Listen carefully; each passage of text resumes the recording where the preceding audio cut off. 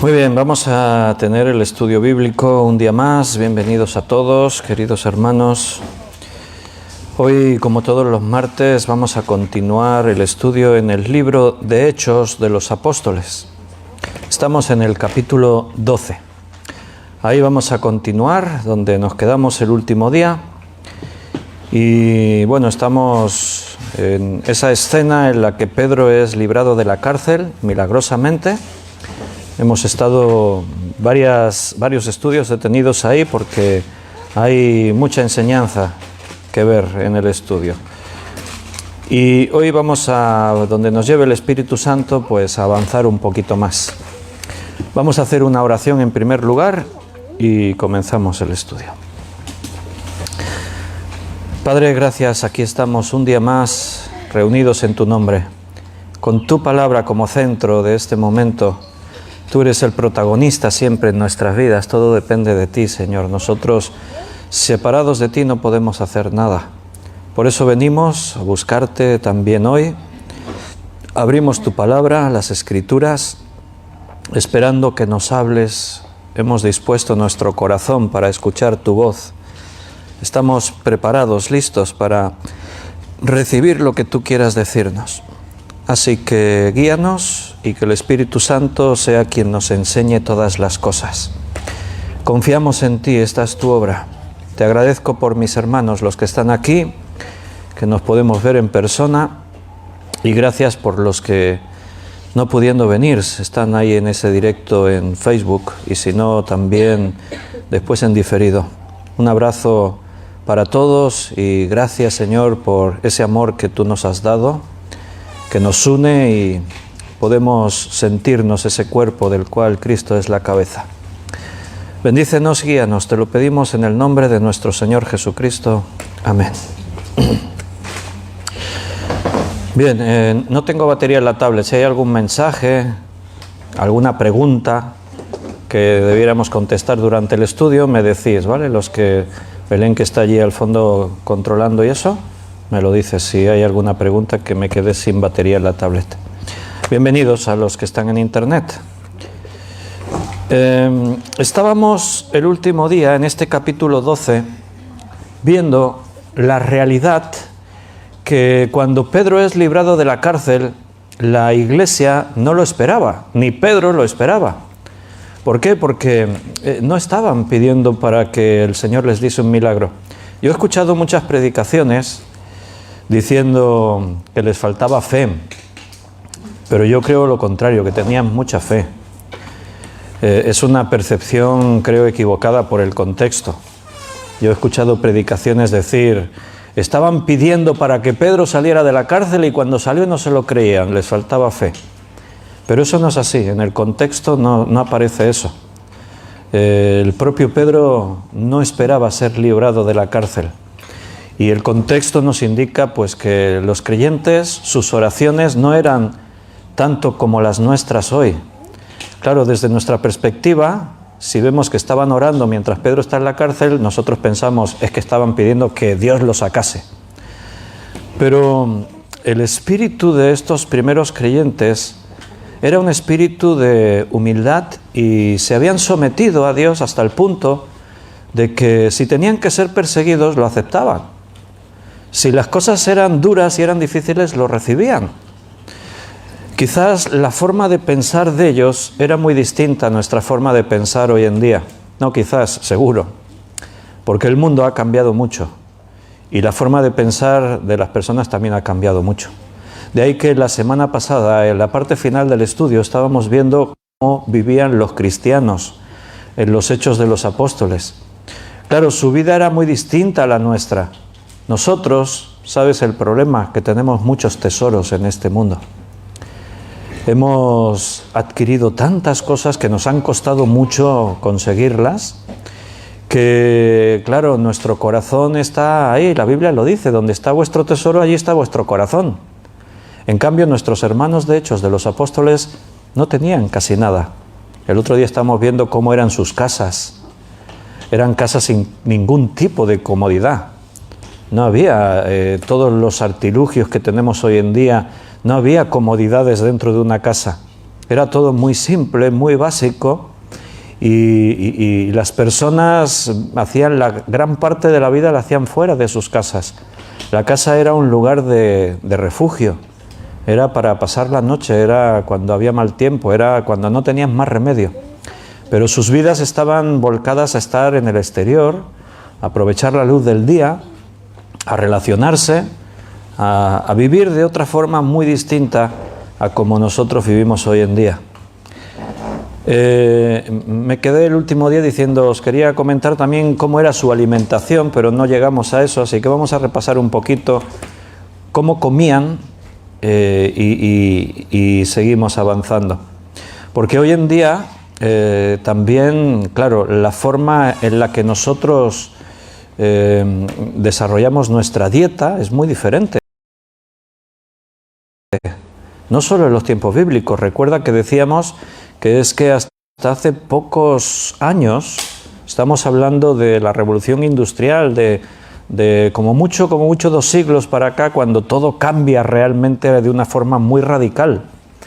Pero tenemos que meternos en el pensamiento de estas personas que vivían en este tiempo de la primera iglesia para entender realmente cómo ellos entendían la fe, cómo vivían al Señor, cómo la iglesia se desarrollaba. Ahora nosotros nos vamos al hipermercado y podemos comprar de todo, absolutamente de todo. Y si hay algo que a última instancia no lo encuentras, pues te lo pides por internet y te llega en 1 día o 2 días a casa. O sea, vivimos en un tiempo donde ya no nos hemos olvidado, los que tenemos una edad, de que cuando éramos pequeños la dieta era mucho más limitada de como la tenemos hoy en día. Hoy en día nuestros hijos, pues según a veces cuando ponemos la comida en la mesa se quejan. Ay, ahora de esto, ay, esto no me gusta, ay, aquello tampoco. Pero la verdad es que no nos podemos quejar, es una riqueza impresionante.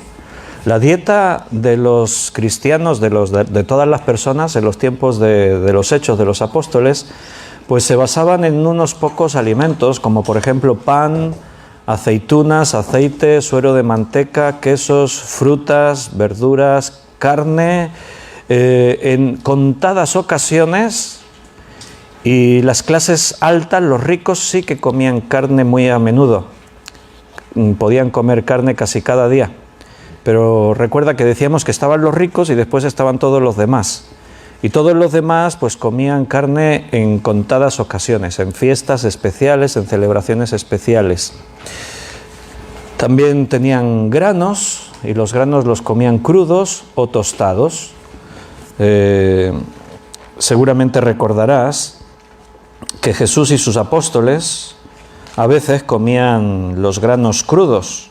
Esto lo hacían recogiendo los granos de las propias espigas, los restregaban con las manos para que saltase la cáscara y entonces los comían. En Lucas capítulo 6, versículo 1, dice: aconteció en un día de reposo que pasando Jesús por los sembrados, sus discípulos arrancaban espigas y comían restregándolas con las manos. Todos esos detalles están en la Biblia. Restregaban con las manos fuerte y los granos verdes los comían. Y bueno, eso está rico, está bueno. Primer libro de Samuel, capítulo 17, versículo 17. Primer libro de Samuel 17, ahí se nos habla de granos tostados, por ejemplo. Y dijo Isaí a David su hijo: toma ahora para tus hermanos un efa de este grano tostado y estos 10 panes, y llévalo pronto al campamento a tus hermanos. Los hermanos estaban en la guerra, en la batalla, y entonces el padre de David le mandó que llevase a sus hermanos comida. ¿Y cuál era la comida que le llevó? Pan y granos tostados.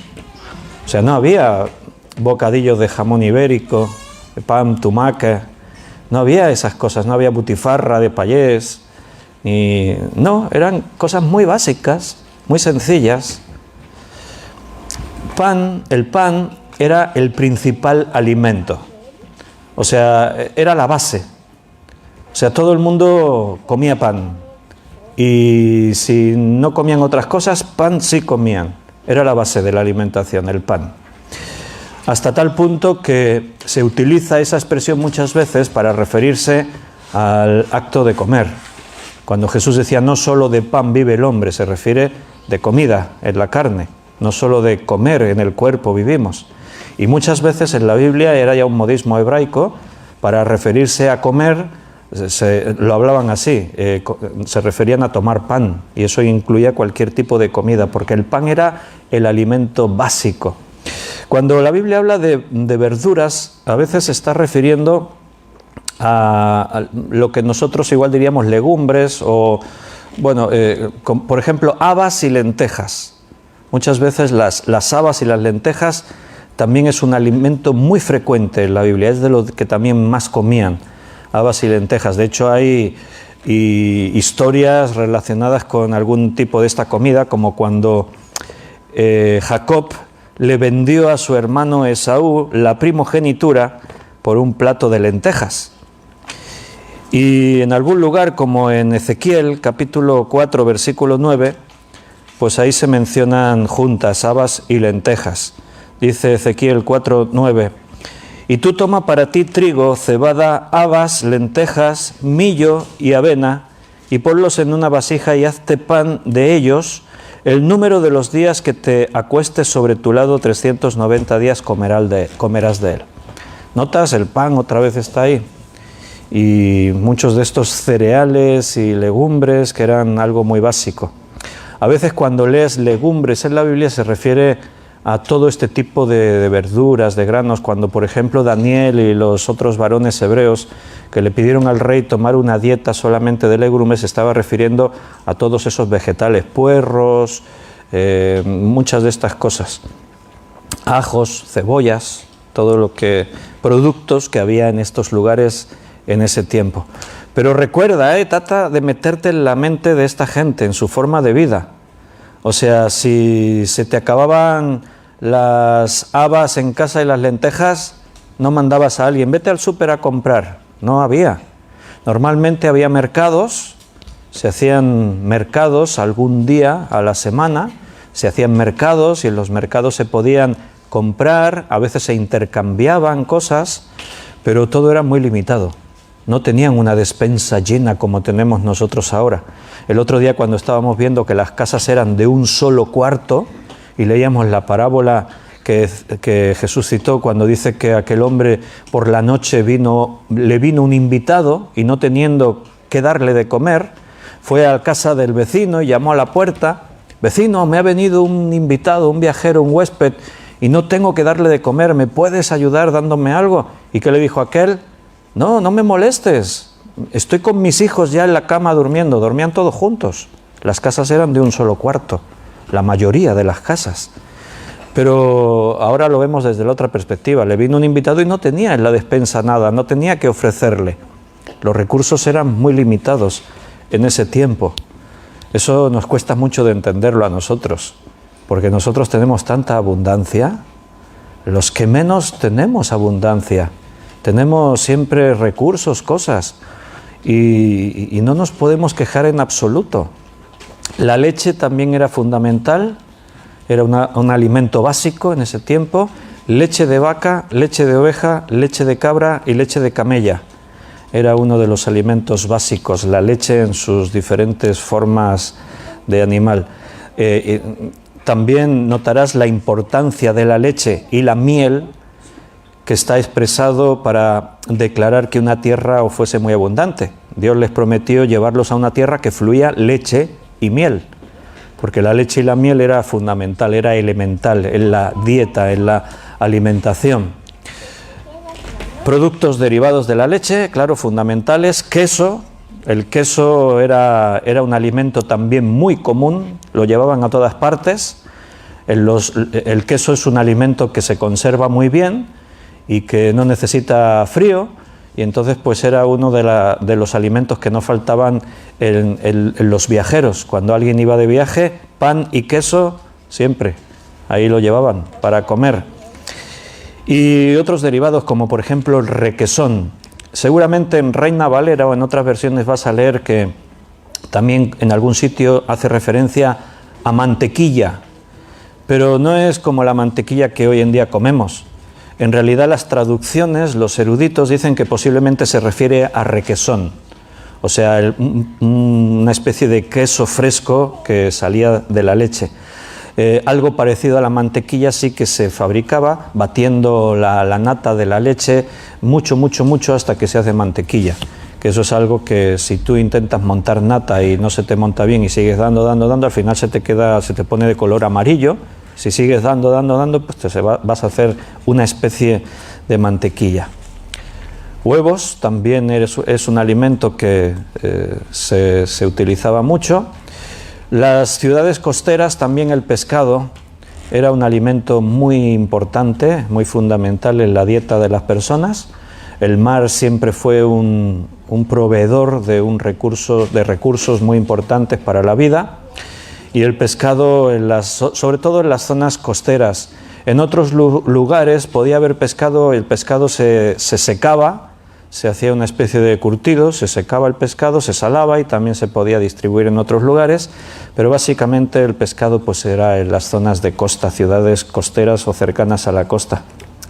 Entre las frutas que se comían estaban las aceitunas, ya lo hemos dicho antes, las olivas, los higos, las uvas, que las uvas también se secaban y se hacían pasas. Las uvas pasas eran también muy apropiadas para poderlas llevar, no se estropean si tú las llevas también de viaje, las tienes conservadas en recipientes. Se tenían que inventar, bueno, no se tenían, inventaron, hacían cosas, pues cuando no tenían refrigeradores o congeladores como tenemos nosotros, pues los alimentos se conservaban utilizando otros recursos como la sal, secándolos, como en este caso las uvas pasas. Otra fruta que también se utilizaba era la granada. Las granadas también había muchas por las tierras bíblicas. Todo el día estaban ocupados trabajando, todos trabajaban. Trabajaban las mujeres, los hombres y los niños, todos trabajaban en las casas. Las mujeres, por ejemplo, se ocupaban en moler el grano. También uno de los trabajos que se hacía en ese tiempo era la fabricación de telas, el cuidado del ganado. A veces se les encomendaba a los niños, las niñas cuidaban ganado, a las vacas, las ovejas. Ir a buscar agua era un trabajo, o sea, cada día había que ir a buscar agua. Con los cántaros, normalmente este trabajo también lo hacían las mujeres. Por eso en el episodio de Jesús y la mujer samaritana, allí dice que vino una mujer a buscar agua, porque normalmente este trabajo lo hacían las mujeres, son las que iban a buscar agua. Trabajos que hoy en día pues ya no hacemos, se han perdido, claro. Imagínate cómo era ese tiempo donde en ninguna casa había agua corriente. O sea, y algunas casas de ricos podían tener algún pozo, pero era algo muy excepcional. Ni siquiera en las casas de ricos. El otro día decíamos que algunas casas de ricos lo que sí que tenían en el patio era una cisterna que se cavaba para recoger el agua de la lluvia. Pero el agua de la lluvia, pues ya te imaginas que no es como un agua a lo mejor muy potable, ¿no? Después de que queda estancada varios días allí en la cisterna. Ahí está la enseñanza en Jeremías de me dejasteis a mí, dice el Señor, fuente de aguas vivas, y cavasteis para vosotros cisternas rotas que no retienen el agua. El trabajo en el campo pues era muy trabajoso, dependían de las lluvias, era un trabajo muy pesado y a la vez esencial, vital. Tenían que preparar los campos, a veces para arar el campo esperaban a que lloviese, porque en las tierras bíblicas, ya sabes que es, parecido aquí como en España o el sur de España, muy caluroso. La tierra después del verano y después de llevar semanas o meses sin llover, se queda dura, apelmazada. Arar esa tierra con animales y un arado de madera con la punta de hierro es... Entonces esperaban, después de las cosechas, para el mes de octubre, esperaban las lluvias. Y cuando llovía, la tierra se ablandaba y entonces aprovechaban para arar. Si no llovía, se retrasaba todo, esperaban las lluvias a ver si llovía. Cuando sembraban, necesitaban la lluvia para que germinasen los granos. Había años que las cosechas eran muy malas y después escaseaba el alimento. ¿Te acuerdas, no, de la historia de las vacas gordas y las vacas flacas que Dios les reveló a Egipto, a Faraón, y que José interpretó que vendrían 7 años de mucha abundancia, llovería mucho, pero después vendrían 7 años de sequía, de escasez de alimentos? Bueno, pues la vida era como muy dura. No siempre todo era favorable. No siempre los graneros tenían alimento y no siempre se podía conseguir comida fácilmente. Y claro, por supuesto había oficios, había herreros, había carpinteros, curtidores de pieles, alfareros, pescadores, cazadores también. Los cazadores era una profesión también.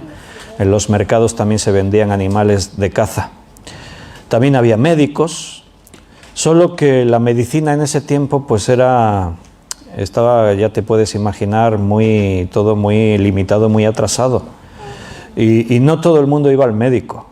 O sea, aparte que era como más para la gente que tenía dinero, pero por otra parte es que los médicos a veces en ese tiempo tampoco daban mucha confianza. Esa era la realidad. ¿Recuerdas la mujer sirofenicia en Marcos capítulo 5? ¿Te acuerdas lo que dice allí que le había pasado? Marcos 5, 25, 26. Dice, pero una mujer que desde hacía 12 años padecía de flujo de sangre y había sufrido mucho de muchos médicos y gastado todo lo que tenía y nada había aprovechado, antes le iba peor. O sea, se gastó casi todo lo que tenía en los médicos y sufrió mucho por culpa de los médicos. Dice que le iba peor que antes de ir a los médicos. O sea, era muy caro y era muy poco fiable. O sea, era mejor no ir al médico en ese tiempo. Era un poquito arriesgado. Pero bueno, eso sí, tenían una costumbre buena. Era la siesta. Las siestas también la hacían en los tiempos bíblicos. ¿Lo sabías eso? ¿Sabías que echaban la siesta en los tiempos bíblicos? ¿Lo has leído alguna vez en la Biblia, en algún sitio? Es muy mediterráneo, claro. Debajo de la higuera. Bueno, no sabemos si estaba echando la siesta o no Natanael. Pero la siesta sale en la Biblia. Mira, segundo libro de Samuel 4:5.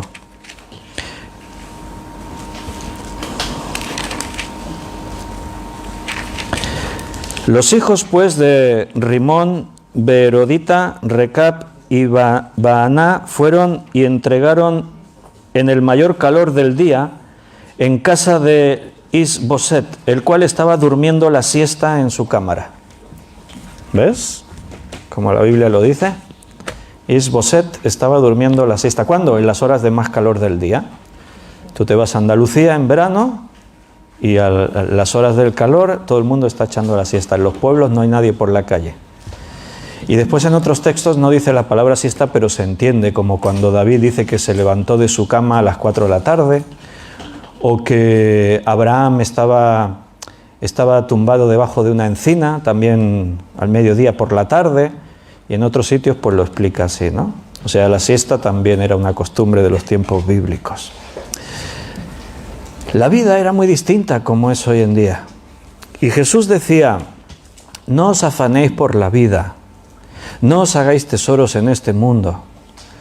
Y cuando yo leo eso y comparo esa vida con la nuestra, dices, madre mía, si a ellos les tenía que decir no os hagáis tesoros en la tierra, que no tenían nada, imagínate a nosotros. Ese texto para nosotros tiene un poder, una fuerza, tiene un énfasis como no te puedes imaginar, porque nosotros sí tenemos muchos tesoros en esta tierra. Estamos afincados al mundo. Y no solo eso, tenemos previsión y proyectos y objetivos y metas de tener más, de conseguir más, de ir a mejor. Ese es el mundo en el que estamos, pero recuerda que es algo nuevo en la historia de la humanidad. Antes no era así. Y cuando digo antes, no hablamos ya de hace 2000 años, ¿no? Hace 200 años, hace 300 años. La vida era muy diferente a como es ahora. Todas las comodidades que tenemos, toda la diversión, el entretenimiento. En los tiempos de los Hechos de los Apóstoles había entretenimiento, sí, estaba en el circo romano. En el circo romano la gente iba a divertirse, a entretenerse. Era el deporte de la época. En el circo corrían las cuadrigas de caballos y los que conducían las cuadrigas eran los héroes de esa época. Eran los deportistas de élite, ganaban fortunas de dinero. La gente los admiraba. No tenían teléfonos para hacerse selfies con ellos, pero lo hubieran hecho. Esa era su diversión, su entretenimiento. Y el circo, pues también, a pesar de que era un espectáculo muchas veces lamentable, donde la sangre y el horror llenaban la arena del circo, pero la gente iba a esos lugares para entretenerse. Y eso fue básicamente una invención de Roma. Todo lo que era el circo romano, todo lo que era el Coliseum, quería decir lo de la sangre y la muerte, el Coliseum. El circo era ese lugar donde más alargado, ovalado, donde se hacían las carreras de las cuadrigas y todo eso. Y en el Coliseum es donde ahí los gladiadores luchaban, donde se mataba gente, donde también se enfrentaban con animales. El Coliseum estaba todo muy preparado para dar espectáculo. Eran capaces de inundar todo el Coliseum para recrear batallas de barcos y cosas así. Y todo el Coliseum, hoy cuando visitas Roma y vas al Coliseum, no ves arena. La arena desapareció. Lo que ves son todo como callejones, dependencias, que es todo lo que había debajo de la arena. En la arena del Coliseum, donde peleaban los gladiadores y también donde asesinaron a muchos cristianos, devorados por las fieras y todo, todo estaba diseñado con poleas, con cadenas, con rampas. De pronto aparecía una rampa en el suelo y por ahí subían animales salvajes. De pronto se elevaba como una especie de elevador y salían los gladiadores, y estaba todo diseñado para el entretenimiento. Esa fue una invención de Roma. La frase era: al pueblo, pan y circo. O sea, que coman y que se diviertan. Ya está. Los tenemos en nuestro poder. Si tú al pueblo le das de comer y lo entretienes, lo tienes en tu mano. ¿Y qué pasa hoy en día? Comemos lo que queremos y nos divertimos lo que queremos. Por eso nos da igual todo lo otro. Y por eso los poderes manipulan a la sociedad como quieren. Nos manipulan como quieren. Los medios de información están todos controlados y nos llevan de aquí para allá, hacia un lado, hacia otro.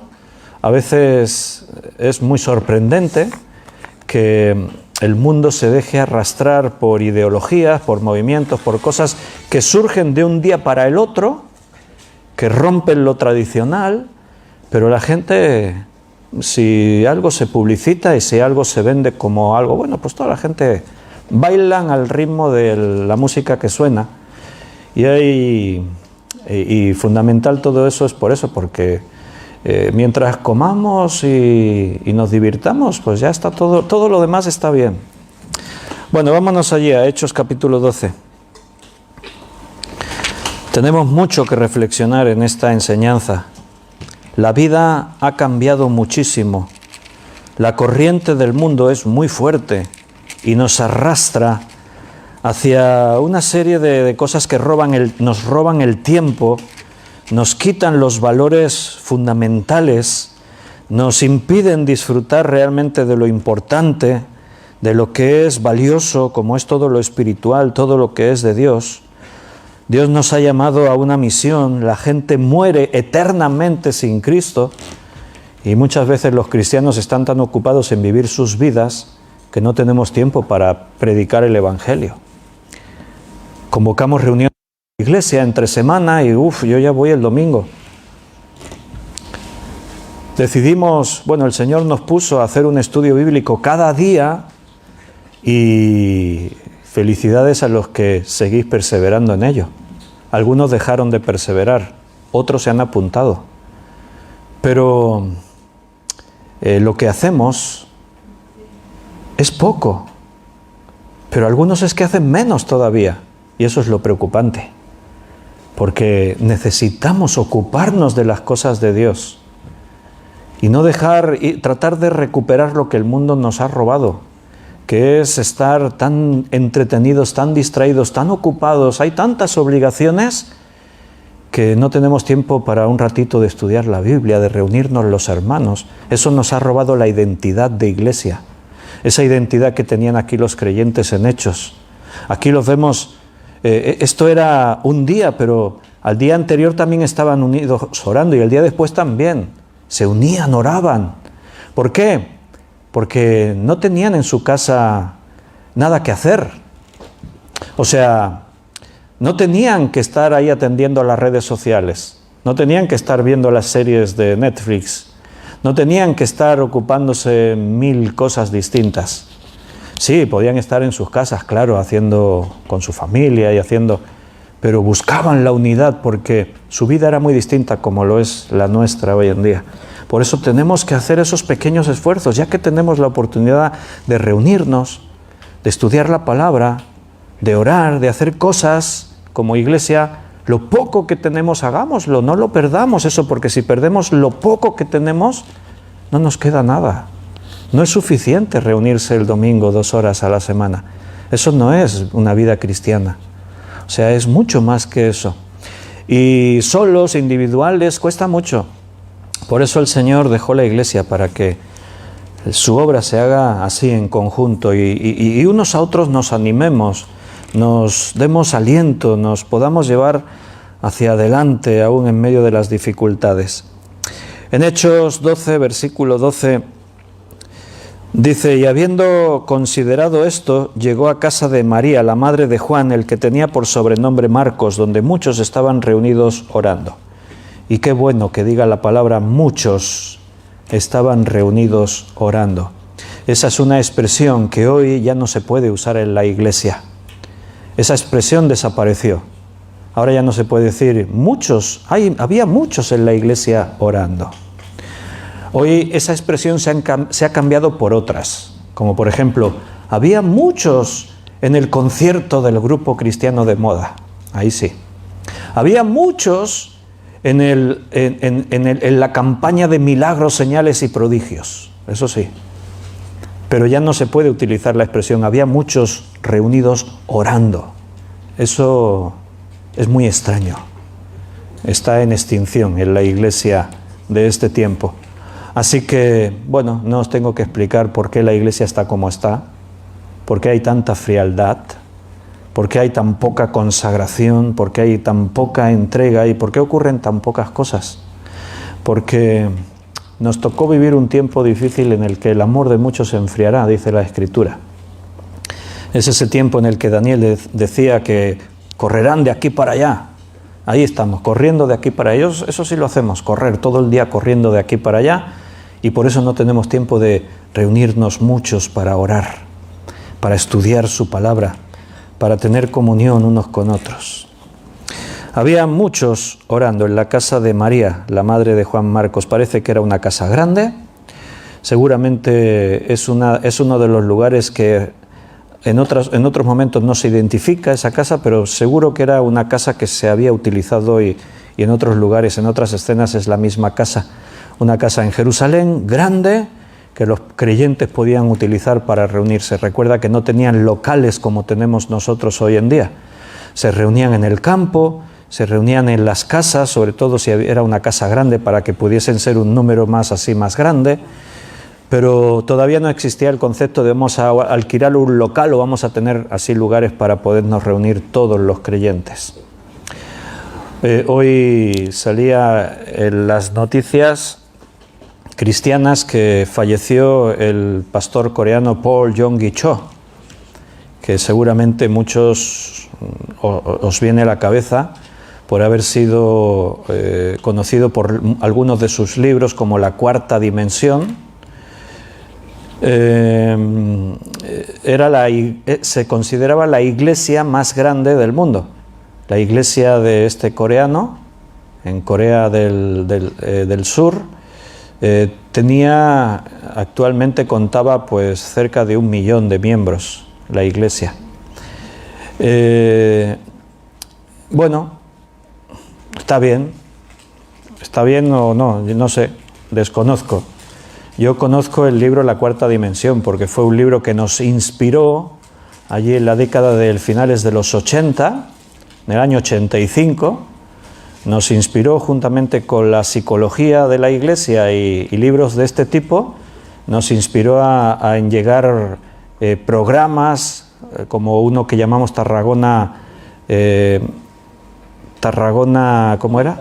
Tarragona 90, sí, porque era el 85, en 5 años queríamos alcanzar al 1% de la población de Tarragona. O sea, eso eran, creo recordar, como 2.000 personas o algo así en ese tiempo. ¿Y cómo lo íbamos a hacer? Con técnicas como la de Paul Yonggi Cho, el coreano, visualización, confesión positiva de fe, y ahí nos pusimos a visualizar toda la iglesia, a visualizar, porque hacía eso. Cho visualizaba, quería una bicicleta americana con marchas, la visualizaba y la conseguía. Quería que la iglesia tuviese 150 miembros, lo visualizaba y lo conseguía. Y ahí pues nosotros dijimos, pues vamos a visualizar nosotros. No éramos muy maduros en esa época. Nos dejábamos llevar por todo viento de doctrina. Pero, claro, al coreano le funcionó, a nosotros no nos funcionaba. Visualizábamos, pero las cosas no funcionaban mucho. ¿Tú qué visualizabas, Juan, en esa época? ¿No te acuerdas?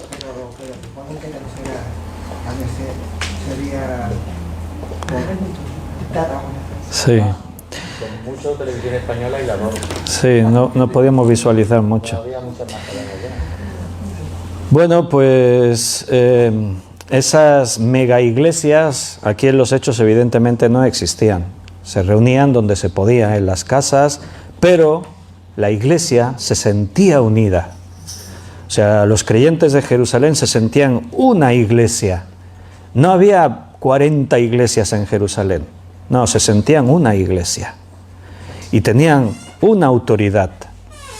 Y con los hermanos que estaban en Éfeso, también sentían que éramos la misma iglesia. Y con los hermanos que estaban en Tesalónica, somos la misma iglesia. Y la iglesia que había en Galacia, somos la misma. Y la que estaba en Filipos, y todos se sentían una iglesia.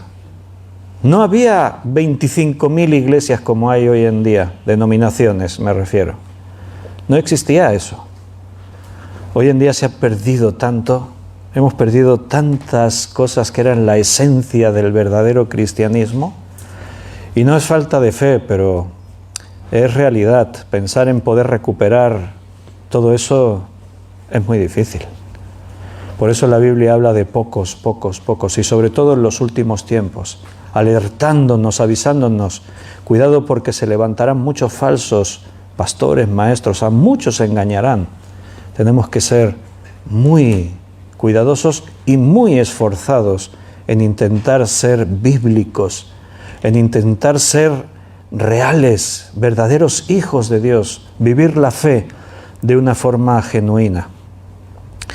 En el versículo 13 y 14 dice, cuando llamó Pedro a la puerta del patio, salió a escuchar una muchacha llamada Rode, la cual cuando reconoció la voz de Pedro, de gozo no abrió la puerta, sino que corriendo adentro dio la nueva de que Pedro estaba en la puerta.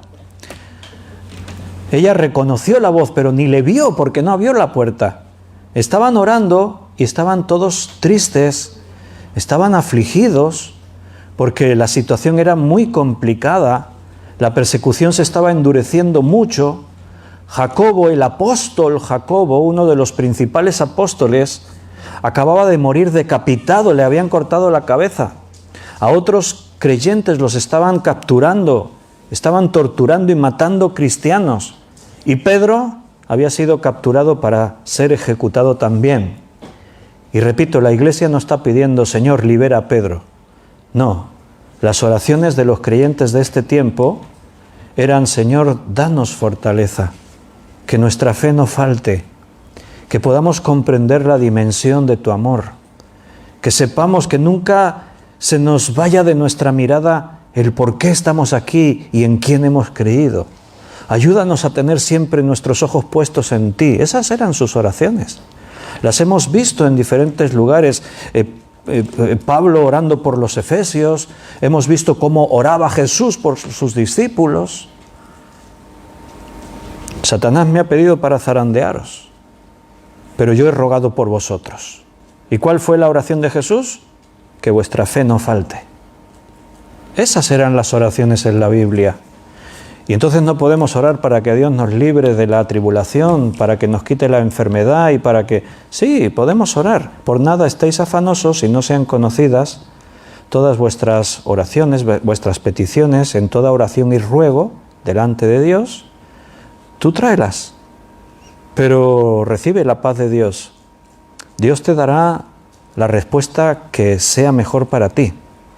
Y la respuesta no siempre es, te libraré de la tribulación. No, es que en las tribulaciones, primero aprendemos. El Señor nos lleva a ver cosas que antes de estar atribulados no veíamos. Cuando todo va bien, pensamos de una forma y vivimos la vida de una manera.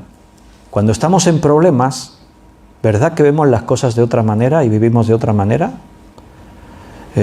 Cuando tú tienes dificultades y tienes problemas, de pronto tu vida ya no es perder el tiempo en cosas vanas. Cuando estás enfermo ya no estás pensando en disfrutar de según qué cosas. Cuando murió un ser querido te das cuenta de lo efímera que es la vida y que teníamos que haber quizás disfrutado mucho más tiempo juntos del que tuvimos. Cuando nos faltan las cosas es cuando nos damos cuenta de lo que perdimos. Pero entonces a veces ya es tarde. Era una buena noticia que Pedro estuviese en la puerta. Y Rodes se alegró tanto, no lo esperaban. Y acaba de escuchar la voz de Pedro en la puerta. ¡Ábreme, soy Pedro! Y Rodes, tan contenta que ni le abrió la puerta, se fue corriendo para adentro a darle la noticia a los demás. Y entró corriendo, dice, dando la noticia de que Pedro estaba en la puerta. Y fíjate la reacción de los creyentes. Estás loca. Eso es lo que le dijeron. No puede ser, estás loca. Pedro estaba en la cárcel, a estas horas quizás ya esté muerto. Estás loca. Pero dice que ella insistía. Ella aseguraba que sí, que era. Que no estoy loca, que es de verdad, que está... ¿Pero le has visto? No, le he oído. Estás loca, Rode. Has tenido imaginaciones. No puede ser, Pedro. No estaban pidiendo para que Pedro saliera de la cárcel. No es que les faltase fe, es que tenían mucha fe. Para ellos la solución a sus problemas no eran los milagros. Ellos ya tenían lo que necesitaban, que era a Cristo en sus vidas. Y el morir es ganancia. Aquí Pedro fue librado, pero Jacobo no, como decíamos el otro día. Y más adelante Pedro también será sacrificado. También lo va a morir. Pablo va a morir también sacrificado, lo van a ejecutar. A Pablo le van a cortar la cabeza, a Pedro lo van a crucificar. Y eso no era una tragedia para ellos. Morir por Cristo no era una tragedia, era irse a casa de nuestro Padre, con los que ya nos precedieron y están allí esperándonos. ¿Cómo han cambiado las cosas? Ahora vemos la vida de otra forma, ¿eh? Pero bueno, como insistía esta chica, bueno, pues alguno dijo, bueno, pues vale, sí que habrás visto algo, pero no es Pedro, será su ángel. Así le dijeron, será su ángel. Porque había una creencia popular entre los judíos de que todos tenían un ángel de la guarda. Y a veces este ángel de la guarda incluso podía tomar la apariencia de la propia persona a la que protegía. Esto era una creencia popular. No lo dice la Biblia, aunque hay versículos. Nosotros estudiamos acerca de los ángeles y vimos que la idea del ángel de la guarda tiene algún principio bíblico. El Señor dice que Él manda a su ángel alrededor nuestros para protegernos. Dice la Biblia, el ángel de Jehová acampa alrededor de los que le temen y los defiende. Y hay principios en las Escrituras para pensar que a veces los ángeles de Dios están a nuestro alrededor para defendernos. Eso es real. Entonces, basándose en esta superstición o creencia popular, le dicen, mira, lo que has visto no puede ser Pedro, a lo mejor es su ángel, pero Pedro no. Y mientras tanto, ¿qué? Pues Pedro dice, persistía en llamar. Allí estaban dentro discutiendo que si es Pedro, que si no es, y Pedro en la calle, llamando. ¡Pero abridme! Salid a comprobar si soy yo o no. Dice que Pedro persistía en llamar. Y cuando abrieron, le vieron y se quedaron atónitos. Se quedaron atónitos. O sea, no puede ser. Pedro, te creíamos ya muerto. No esperábamos que salieses de la cárcel. ¿Cómo has salido? Debió crearse tal alboroto, porque aquí dice que se quedaron atónitos, pero había un jaleo tan grande allí que dice que Pedro, haciéndoles con la mano señal de que se callasen, porque es que Pedro intentaba hablar y no le oía. O sea, imagínate el jaleo que se lió en la casa de la madre de Marcos. Claro, está Pedro allí, o sea, todos hablando, gritando, comentando, no se entendía nada. Y Pedro tuvo que hacerle señas con las manos, dejadme hablar. Entonces ya se fueron callando y entonces dice que les contó cómo el Señor le había sacado de la cárcel y dijo, haced saber esto a Jacobo y a los hermanos. Y salió y se fue a otro lugar. Estaban todos gritando, todos alborotados. Unos dirían, no puede ser. Es su espíritu. No. Otros, es increíble, gloria a Dios. Estaban allí todos y Pedro les explica todo lo que había ocurrido. Estaba durmiendo en la cárcel, sentí que alguien me tocaba, me desperté y había un ángel del Señor. Yo pensaba que estaba como dormido, no acababa de entender lo que estaba pasando, pero el ángel me dijo, ponte la ropa. Mis cadenas cayeron al suelo, las puertas se abrieron, los guardas ni se enteraban de lo que estaba pasando. Y yo seguía al ángel del Señor. Yo os confieso, hermanos, que pensaba que era un sueño. Y cuando estaba en la calle, el ángel desapareció de mi presencia y entonces yo vine en mí mismo y me dije, vaya, es real, estoy libre. Y rápido me vine para acá porque sabía que estaríais aquí reunidos. Y todos pues se maravillaron. ¿Por qué Dios permitió que Jacobo muriese y que Pedro fuese librado? Mira, hay un dicho popular, no está en la Biblia, pero se podría sacar de una enseñanza bíblica que dice que Dios aprieta pero no ahoga. ¿Has oído eso? Dios controlaba todo. O sea, en nuestra vida hay tribulaciones, pero Dios controla todo. O sea, Dios mide lo que puedes soportar y lo que no, porque eres su hijo y te ama. O sea, no es que ahí te apañes, no. Dios no disfruta con tu sufrimiento. Dios nos ha dejado con una misión en un mundo de dolor, de muerte, de sufrimiento, pero Él no nos ha dejado solos, está con nosotros. Y Él nos da la fortaleza. Por eso la oración es, Señor, líbrame de la cárcel, líbrame de la muerte. No, la oración es, Señor, ayúdame a que hasta el último momento mi fe no falte, que pueda descansar y tener paz en ti. ¿Cómo estaba Pedro? Durmiendo, tranquilamente. Lo iban a ejecutar a las pocas horas. ¿Y qué hacía Pedro? Paseándose, nervioso, lamentándose. ¡Ay, Señor! Si me dieses todavía 10 años más de vida, ¿para qué? Es que tengo todavía que comprarme un coche nuevo, el último deportivo que ha salido. Señor, concédeme 5 años más. Tenía ese viaje al Caribe programado y nunca lo voy a poder hacer. Y la tele, di la entrada ya para que me guardasen la tele, ¿cómo era? ¿OLED? ¿Nestalí? OLED.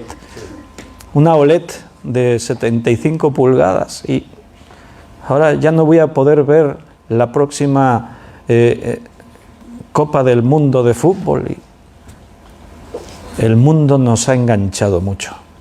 Y nos duele no poder disfrutar cosas que nos da este mundo. Tenemos que hacer un esfuerzo extra y es complicado, hermanos. Dice, id y decírselo a los demás y a Jacobo. Pero no le habían cortado la cabeza a Jacobo. ¿Cómo que id y decírselo a Jacobo? ¿A qué Jacobo se refieren aquí? ¿A quién le cortaron la cabeza? Jacobo, el hermano de Juan, apóstol de Jesús. ¿Y cuál es el otro Jacobo protagonista en Hechos que aparece en diferentes lugares? el hermano de Jesús, el autor de la epístola de Santiago. Santiago y Jacobo es el mismo nombre, dicho en hebreo o dicho en griego. Id y decírselo a Jacobo. Jacobo es el hermano de Jesús, que toma un protagonismo notable en los Hechos, se convierte en pastor de Jerusalén, es el que está en el concilio de Jerusalén aquí en Hechos capítulo 15, pero curiosamente Jacobo no creía en Jesús. Cuando Jesús estuvo en el mundo desarrollando su ministerio, hasta su muerte, Jacobo no creía en Jesús. Lo dice en diferentes lugares. En Juan capítulo 7, versículo 5,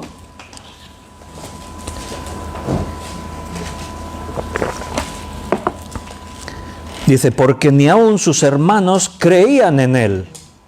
No creían en él los hermanos de Jesús. En Marcos capítulo 3, versículo 25, Marcos 3, 25, dice, 21, y cuando lo oyeron los suyos, se refiere a su familia, a sus hermanos por el contexto, dice, vinieron para prenderle porque decían, está fuera de sí. O sea, sus hermanos decían de Jesús, está loco. Jesús se ha vuelto loco. Imagínate. ¿Cómo puede ser? Vivieron con él, le conocían desde que nacieron, porque Jesús era el hermano mayor. Conocían su carácter, Bueno, pues precisamente por eso. Porque ¿cómo mi hermano, cómo va a ser el Dios hecho hombre? Venga, va. Si me cambiaba los pañales, si jugaba yo con él ahí en la calle, si estaba siempre conmigo, sí, así es un hombre especial, excepcional, es un hombre único, pero el Cristo, mi hermano el Cristo, se le ha ido la cabeza, se ha vuelto loco. Mucho conocimiento y muchas cosas. Yo ya lo decía cuando le oía hablar siempre de mi Padre que está en los cielos y tal, yo pensaba, uy, Jesús, un poco raro. No creían en él, le creían que estaba loco. Entonces, ¿qué le hizo cambiar de opinión a Jacobo? ¿Qué es lo que pasó para que realmente creyese en Jesús como Dios hecho hombre? Primera de Corintios, capítulo 15, versículo 7. Primera de Corintios 15, 7. Después apareció a Jacobo, después a todos los apóstoles y por último de todos, como un abortivo, me apareció a mí, dice Pablo. Cuando Jesús resucitó, al primero que se le apareció antes que a los apóstoles fue a Jacobo, a su hermano. Jacobo le había visto morir en la cruz. Había visto cómo le sepultaban. Y ahora a Jesús, al primero que se le aparece es a su hermano Jacobo. ¿De qué hablaron? ¿Qué le dijo? No lo sabemos. Pero la vida de Jacobo cambió. Creyó. Hasta tal punto que se convierte en uno de los pilares de la Iglesia, es el pastor en Jerusalén, es autor de una epístola impresionante como es la Carta de Santiago y también daría su vida por Cristo más adelante. En Santiago de Compostela, ¿quién es el que está enterrado? Ya que estamos hablando de Jacobo. Vete a saber quién, dice Benito. Pero ¿quién se supone que está enterrado en Santiago de Compostela? ¿Jacobo, hermano de Jesús, o Jacobo, apóstol, hermano de Juan? El apóstol. No, el apóstol. El apóstol santo. La palabra apóstol se utiliza para referirse a Santiago. El peregrinaje a Santiago de Compostela y todo eso. Digo que se supone que es Jacobo el que está enterrado, o sea, apóstol, el hermano de Juan. Pero eso es lo que se supone, porque la verdad es que no hay prácticamente ninguna base para creer que los restos del apóstol Jacobo de Santiago estén en Santiago de Compostela. No. Mira, en el año 813, un ermitaño que vivía allí por la zona, se llamaba Paio, dice que cuenta la historia que vio unas luces sobre un monte cercano y entonces fue corriendo y avisó al señor obispo, al obispo de Iría, Flavia. Y entonces el obispo pues le acompañó, vinieron, ¿y por dónde viste las luces? Por aquí, y por allí investigando, y se encontraron con una necrópolis romana, o sea, como un cementerio romano, ¿no? Una necrópolis romana. Y entonces mirando por los sepulcros que había, vieron un sepulcro con 3 tumbas. Y entonces les llamó la atención porque en esas 3 tumbas había símbolos cristianos. Y entonces el obispo y el ermitaño les comía la curiosidad. ¿Y estas tumbas con símbolos cristianos en una necrópolis romana? Y entonces, no pudiendo aguantar la curiosidad, abrieron uno de esos sepulcros. ¿Y qué es lo que encontraron dentro? Los restos de un cuerpo decapitado con la cabeza debajo del brazo. Y entonces el obispo dijo: este es Jacobo, el apóstol. Porque Jacobo murió decapitado. Claro, el problema es que murieron millones y millones de personas decapitadas. ¿Por qué precisamente ese era Jacobo, el apóstol? Porque lo dijo el obispo, y punto. Y por las luces. Y por las luces. Entonces el obispo no duda ni por un momento de que se trata de Jacobo, y los otros 2 pues son 2 de sus discípulos más cercanos. Uno es Atanasio y otro es Teodoro, que son 2 discípulos de Jacobo apóstol. Mira, en esa época las reliquias eran muy importantes. Y este era un descubrimiento muy conveniente para el obispo y también para el rey Alfonso II, que es el que domina esta zona de España, de lo que ahora es España. En ese tiempo la Catedral de Toledo era muy importante. Era uno de los puntos más importantes del catolicismo romano en esa época, porque en la Catedral de Toledo hay reliquias como, por ejemplo, leche de María, leche de la que se usó para amamantar a Jesús, están ahí en la Catedral de Toledo. Y bueno, y otras reliquias, muchos santos, muchos huesos de santos en la Catedral de Toledo. Había una competencia tremenda, o sea, si tú tenías en tu catedral o en tu... Bueno, a veces para construir una catedral necesitabas las reliquias. Si tú en tu obispado tenías reliquias, tendrías mucho dinero. Las reliquias eran garantía de dinero. Si tienes reliquias, tienes peregrinos. Si tienes peregrinos, tienes ofrendas, tienes dinero. Así que había una competencia tremenda por tener reliquias. Y reliquias te puedes imaginar de todo. Desde el prepucio de Cristo, de cuando lo circuncidaron, lo tenían por ahí en un sitio, de todo. O sea, todo lo que te puedas imaginar de reliquias. El problema es que llegó un momento en el que había, por ejemplo, cráneos del apóstol no sé qué, había 7 u 8 o 10 o 20. O sea, todos pretendían tener la carabela del apóstol no sé quién. Y otros no sé cuántos, y bueno. Entonces, pues, este fue un descubrimiento muy grande, porque decir, tenemos el cuerpo, los restos del apóstol Santiago, ¡buah! Esto era, imagínate, hasta el día de hoy, los peregrinos que van a Santiago de Compostela, porque allí están los restos del apóstol. Imagínate. Entonces propagan la noticia. El obispo no permite que se hagan más investigaciones, porque en estos casos siempre se ofrecían expertos para investigar, para comprobar si esto realmente tiene fundamento o no, pero el obispo no permitió que se hiciese investigación alguna. Simplemente propagaron la noticia y la gente siempre estaba dispuesta a creer estas cosas. O sea, tú a la gente les decías: hemos encontrado, yo qué sé, lo que te quieras imaginar, y la gente estaba dispuesta a creérselo, sin más, sin pruebas, sin ningún argumento. La cuestión es que según todos los expertos, todos, afirman de que Santiago nunca estuvo en España, nunca.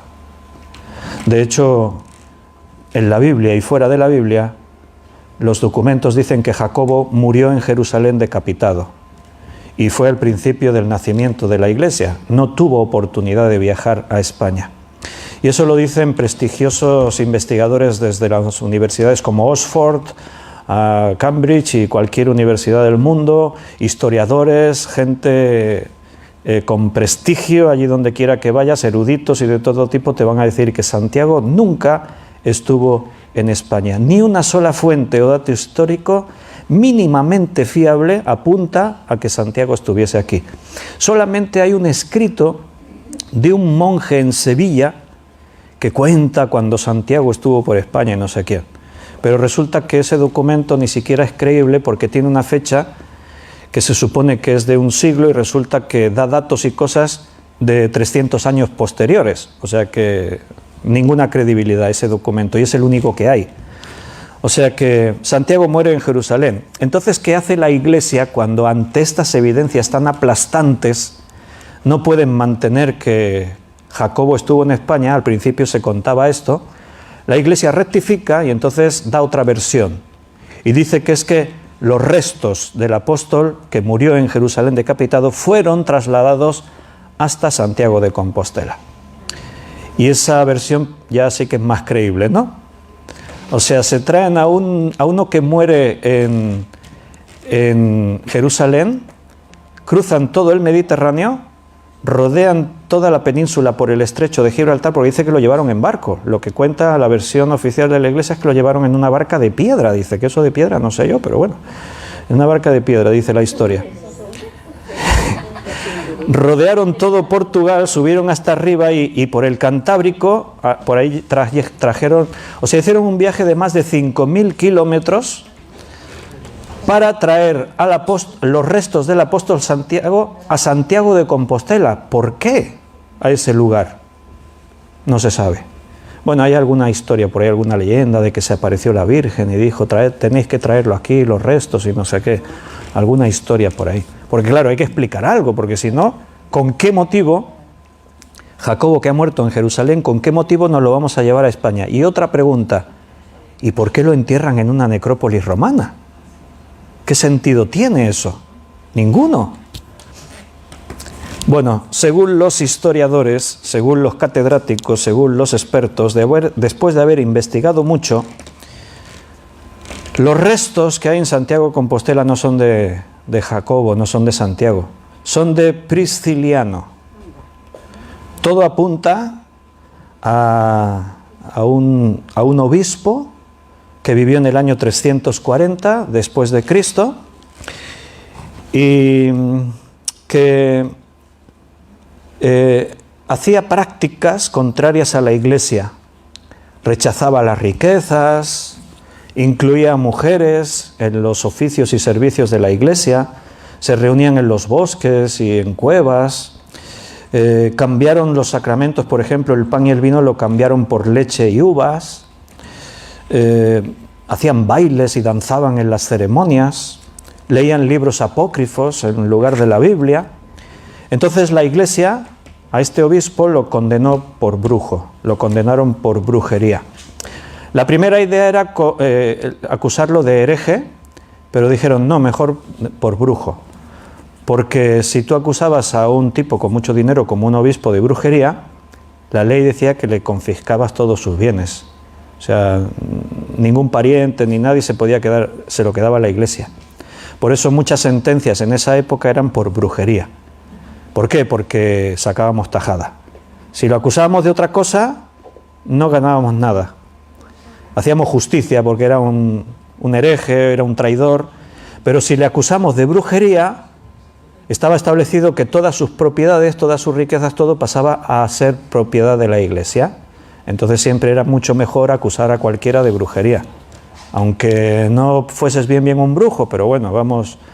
Y a este se le acusa por brujería y es decapitado, le cortan la cabeza. Y como una persona acusada de brujería no podía ser enterrada en un lugar santo, pues algunos lo cogieron y lo enterraron en una necrópolis romana. Era un lugar pagano, pero en algún sitio había que enterrarlo. No podía estar en un cementerio cristiano por ser un brujo. Entonces lo enterraron en una necrópolis romana. Y son los restos del que está ahí. Esto lo dicen, concuerdan prácticamente todos historiadores y eruditos concuerdan en que los restos casi con toda seguridad son de este Prisciliano. Y esto está documentado y no es una noticia que ha aparecido ahora, no, hace años que se sabe. O sea, está totalmente documentado. Pero a la gente le da igual. La gente va de peregrinaje a Compostela a adorar y a rendir culto a un tipo que fue acusado de brujería. Esos son los restos que hay en Santiago de Compostela. Esa es la realidad, la verdad, que apunta a que realmente la fe y la religión es algo vacío, hueco. Simplemente es el conjunto de supersticiones, de prácticas y ceremonias, pero que la gran mayoría de gente no creen en nada. Simplemente practican por tradición, por costumbre, porque todos lo hacen, pues yo también. Pero eso no es un verdadero creyente. Bueno, y terminamos aquí con la parte final, ya para concluir este párrafo, versículo 20 al 25. Y Herodes estaba enojado contra los de Tiro y de Sidón, pero ellos vinieron de acuerdo ante él y sobornando a Blasto, que era camarero mayor del rey, pedían paz, porque su territorio era abastecido por el rey. Y un día señalado, Herodes, vestido de ropas reales, se sentó en el tribunal y les arengó. Dices, vaya, ¿y esto a qué viene esto aquí ahora? Bueno, concluye la historia volviendo a conectarnos con donde lo habíamos dejado en el capítulo 11. Ahora va a aparecer aquí otra vez Pablo y Bernabé. En medio se nos ha contado lo que pasaba en Jerusalén con la muerte de Jacobo. Era Jacobo el que había matado a Herodes, el que había matado a Jacobo, el que quería matar a Pedro. Dice, mas Herodes, habiéndole buscado sin hallarle, ahora está buscando a Pedro por todas partes, ordenó ejecutar a los soldados que habían dejado que escapase. Y entonces, ahora se nos cuenta cómo muere Herodes. Resulta que aquí se nos da un dato. Herodes estaba enemistado con Tiro y Sidón. Eran puntos importantes de comercio y había enemistad entre ellos. Entonces, los de Tiro y Sidón sobornaron a Blasto, dice, que era el camarero mayor del rey. O sea, intentaron, vamos a solucionar el problema, sobornan a Blasto, organizan una audiencia pública, una especie de fiesta, y en medio de la fiesta aparece Herodes vestido de ropas reales. Josefo, el historiador judío de esta época, en sus escritos cuenta lo siguiente. El segundo día del festival, Herodes entró al teatro ataviado con un atuendo hecho de paño de plata que relucía al sol, y la gente se puso a gritar que había venido un dios a visitarlos. Dice aquí lo que no hemos leído.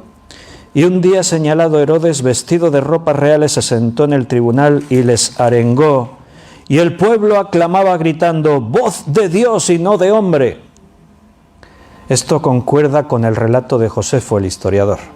Se vistió con sus ropas esplendorosas, resplandecientes al sol, y la gente que es como es, igual que los que van a Santiago a peregrinar, pues igual estos que estaban ahí delante de Herodes, es un Dios, no es un hombre. ¿Y qué pasó? Al momento un ángel del Señor le hirió, por cuanto no dio la gloria a Dios, y expiró comido de gusanos. Ay de aquel que se atreva a querer quedarse con la gloria que solamente le corresponde a Dios.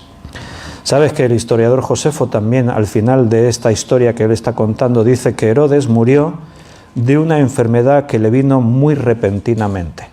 No da más datos. La Biblia dice que fue por causa de un ángel de Dios que le provocó la muerte y murió comido de gusanos. Y termina, pero la palabra del Señor crecía y se multiplicaba, y Bernabé y Saulo, cumplido su servicio, volvieron a Jerusalén, llevando también consigo a Juan, el que tenía por sobrenombre Marcos.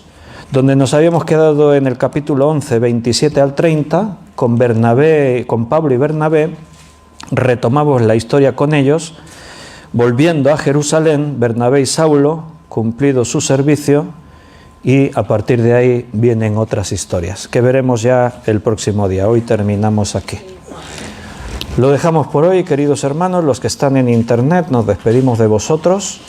Un abrazo fuerte, que Dios os bendiga. Mañana miércoles nos veremos todos juntos otra vez a las 8 de la tarde. Y los que estamos aquí...